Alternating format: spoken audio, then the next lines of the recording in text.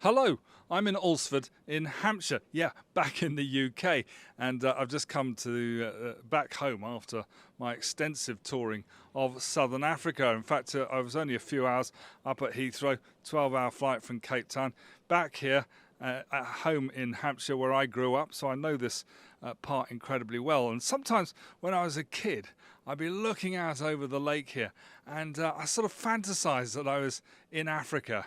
And sometimes it takes on that kind of look, and I can bear testimony to that, having recently been up and seen the animals in Kruger and Eswatini and various other exciting parts of southern Africa. So as I look out here and see this expanse of water, I'm going to introduce my first clip on Dom's Diary. Welcome, by the way.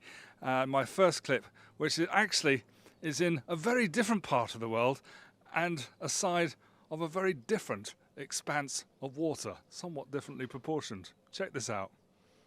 This is Maputo, which is the capital of Mozambique, and that is the Indian Ocean. How exciting is that? It's actually particularly exciting for me because it's not easy to get into Mozambique. I discovered I needed all sorts of connections and wizardry to get me through the border, but I'm here now and I'm having an absolutely fantastic time. Along with so many people on my southern African trip, I've met some great people, and I want to introduce you to one right now. Come on. I've been in South Africa for about 3 weeks, Valentine. It's been a real pleasure getting to know you. We're here in Maputo, but we met in Cape Town. You are a guy who is from Ukraine. You grew up in South Africa. You live here in Mozambique. You got a story. Indeed, I do. Actually, I landed in Mozambique for the first time in 1984. I was a 3-year-old kid. My parents brought me along, and I'm here ever since. So, what was it like growing up in South Africa at a time of enormous change as apartheid gave way to the liberalisation and post-apartheid government? Well, I went to school in South Africa, so I did my high school in South Africa, and I was doing my high school just a couple of years after the end of apartheid. It was a very interesting experience. It was completely different from Mozambique. Mozambique was a lot more relaxed. South Africa was changing. And for me, being Ukrainian, being brought up in Mozambique and South Africa, it was challenging, but indeed very interesting. Were you aware as a young person and your fellow people that you were teenagers with, were you aware that you were kind of growing up in this important shift, these important times? Probably, I cannot say I was aware of it, but thanks to my parents who prepared me to the differences that I would encounter in South Africa compared to what I was used to here or back where I was born in Ukraine, it actually gave a feeling that I'm in a very special part of the world. Well, I've got to ask you because, this is such a massive global story. You're Ukrainian. What are your reflections on what is going on with the war? Well, it's indeed heartbreaking. It's a horrible situation. I remember waking up on the 24th of February with a call from a friend from Ukrainian who lives in Kilimani, that's the center of Mozambique, saying the war has started.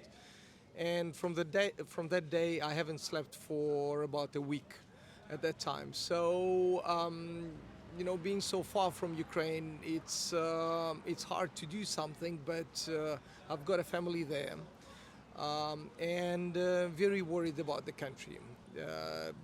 But at the same time, very proud of Ukrainians, very proud of the way we're fighting, very proud of all the soldiers that are defending the country. And at the same time, I can take an opportunity and thank the people from UK and from the rest of Europe and the rest of the world who are supporting Ukraine. Thank you very much for that. Is there any sense that this was anticipated? Is this something that people of Ukraine thought was going to happen?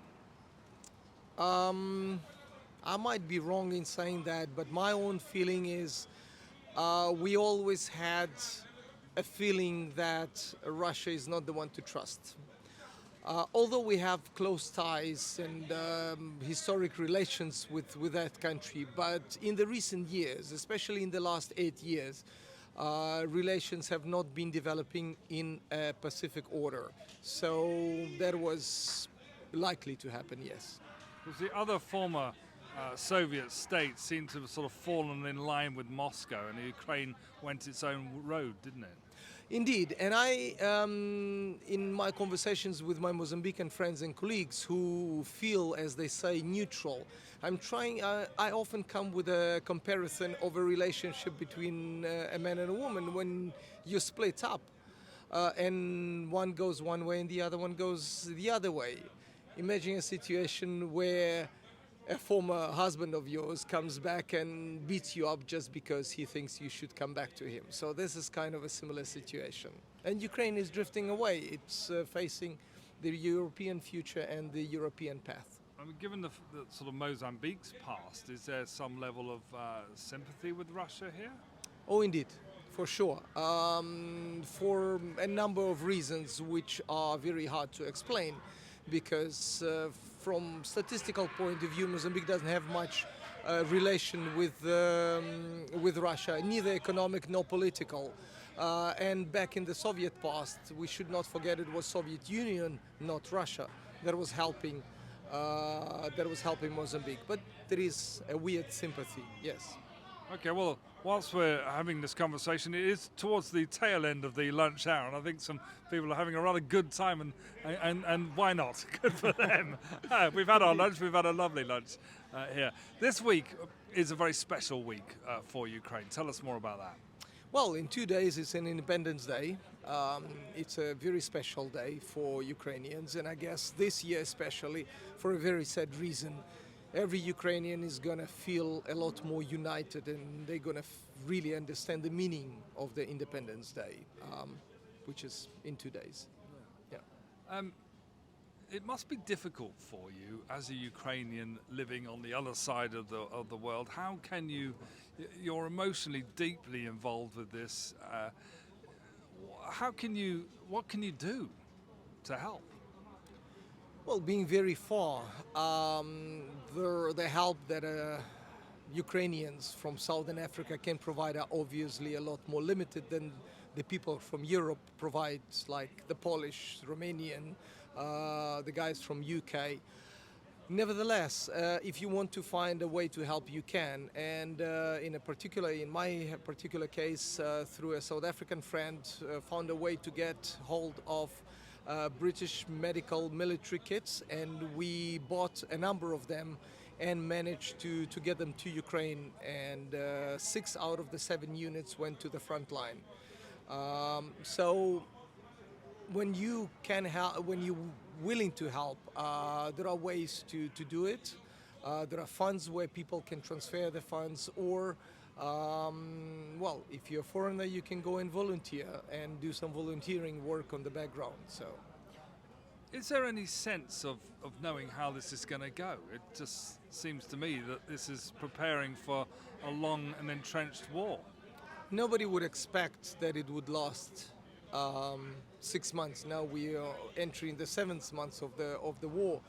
I'm no military expert, but if I had to bet in the beginning of the war, I would never say it was going for so long. But unfortunately, yes, it's going to stretch, and it's going to stretch till Ukrainian victory. I'm completely convinced in that. I want to leave that part of the conversation on that note, because of course we're behind you, and we want that to happen too, and the aggression should never, of course, be seen to win.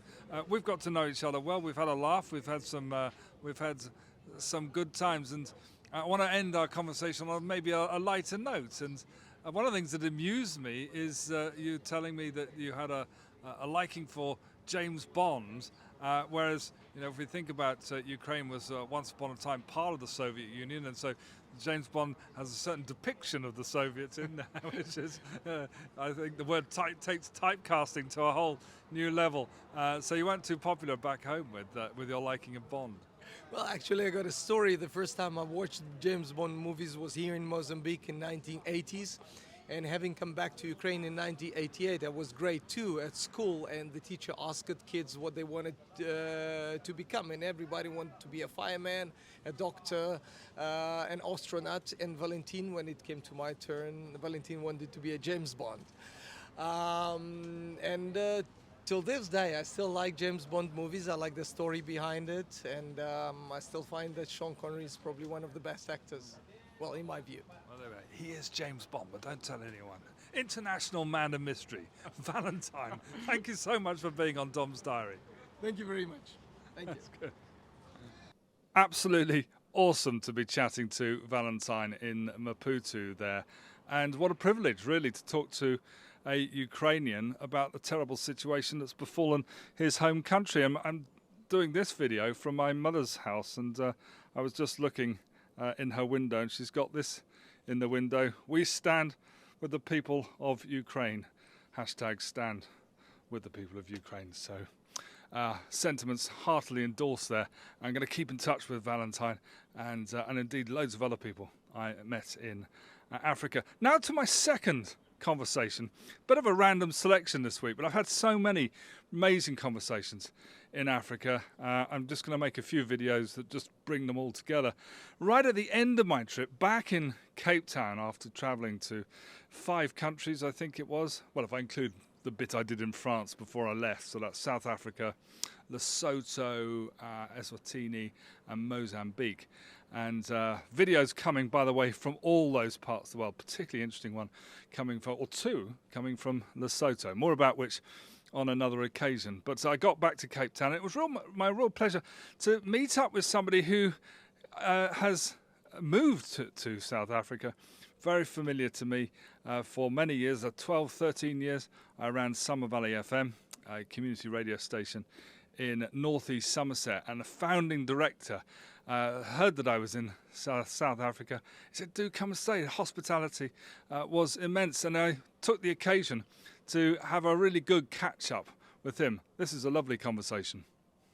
Well, Mike, here we are in your lovely house in Cape Town, and it's been an unexpected pleasure and a bonus for my Southern African tour to come and actually spend the last few days with you and your wife, Viv. But of course, we know each other for a certain radio station a little bit closer to home from where I live, which is in Midsummer Norton. Yes, indeed, Dom. It's been a great pleasure having you here too, and very nice to catch up on all those years since we last met professionally. Yeah, Summer Valley, my goodness, that was a little dream, really, wasn't it? Which has become a reality thanks to mainly your hard work over the years. Well, thank you for saying that, and it's great chatting about Summer Valley FM. You were a founding director along with Chris and Mike, and then I came. Well, you guys put the plan together. You put a vision together. You put a vision linking local radio with education, which is a fantastic vision. I'm bound to say that. I've built a charity based on that vision. And then I suppose I came along and delivered it. It was all quite serendipitous, wasn't it? Because the funding was in place in a way that it probably wouldn't have been even a year later because of the way the economy was in the late part of that decade. But what was that vision? Well, the vision was to combine broadcasting, education and young people in one sort of nutshell. The education side has, in my view, it's altered over the years. When I first started working with Summer Valley, I think I was mainly concerned with increasing the capacity of young people to express themselves verbally in a friendly atmosphere where they're not seen and they're protected by the technology that exists, and to help them get further qualifications to further their careers in whatever they would do. Radio is a great thing for developing self-confidence, as we found out with many of our youngsters coming in very shy and ending up after a training course as high as kites and able to actually speak to the world through microphones. So all that was very gratifying. Later on, when I moved on from radio to television in my work in Frome, my aims changed slightly in that I thought what was really essential for young people was to demystify the messages which are coming over, particularly on video, but on radio too, so that they could see within all the messages that are coming over where the truth lies, and to be able to avoid false truths and the sort of propaganda which youngsters in particular are subject to today. So there was a bit of a modification there, but not too much from the original purposes. And your background is in education, and you were teaching media at Frome College, weren't you? Yes, well, eventually I was. I didn't start teaching media. I started teaching English and drama, but we got a specialist status in Frome College, and I was appointed director of media. And it was a very exciting time because there's suddenly a very large injection of cash from the government to specialist schools, and enabled us to develop the first radio station in Frome and also a television studio. And that was an amazing... had amazing capacity to excite youngsters to make things and to do things. And indeed, many of my students from Frome days are now very successfully working in television in various capacities. So that was a good time. Well, one of the things you've reminded me there of is that it was very much your input to that early board of Summer Valley FM that we should try drama on the radio. We should celebrate the spoken word. And I said at the time, well, that requires a rather sort of higher level of skill set. But we did get there, and we turned your vision into a reality. We launched Summer Valley Voice in 2011, so it's over 2 years ago, 10 years ago now. And in fact, the group, largely which came from local AmDram and drama societies, they got silver in the 2019, I think it was. I was delighted to hear that. The Community Radio Awards. That's amazing, and it's great to see that initial work sort of expanded and growing in that way. Because I mean, radio and television are all about telling stories, aren't they? And the narrative is interesting in itself. The aesthetics of making the narrative are challenging to youngsters and adults both. But in the end, as I've said previously, it's what the message is from all that counts most. So it's no good, for example, making a radio soap about a local community unless it addresses some of the issues which are pertinent to that society, and indeed maybe even challenges some of the precepts which exist there. And that's a more difficult and subtle process. The business of making anything creatively is challenging. To make it which is in a way which is cogent and also important to local people and challenging is a different matter. And that's what I hope the station will go on to do and is still doing in the future. Well, the radio station's thriving, and I think that must come with a personal sense of satisfaction to you as a founding director and to me as I was a director pretty early on in those years. The drama that the Community Radio Awards gave silver to was a particular project, was from our 6-week challenge. So we challenged ourselves to write and produce a drama. In terms of the social challenges of the community, it's an interesting reflection that in that drama, the local MP is murdered and the boss of the radio station is some obscure character called Bob Ambers.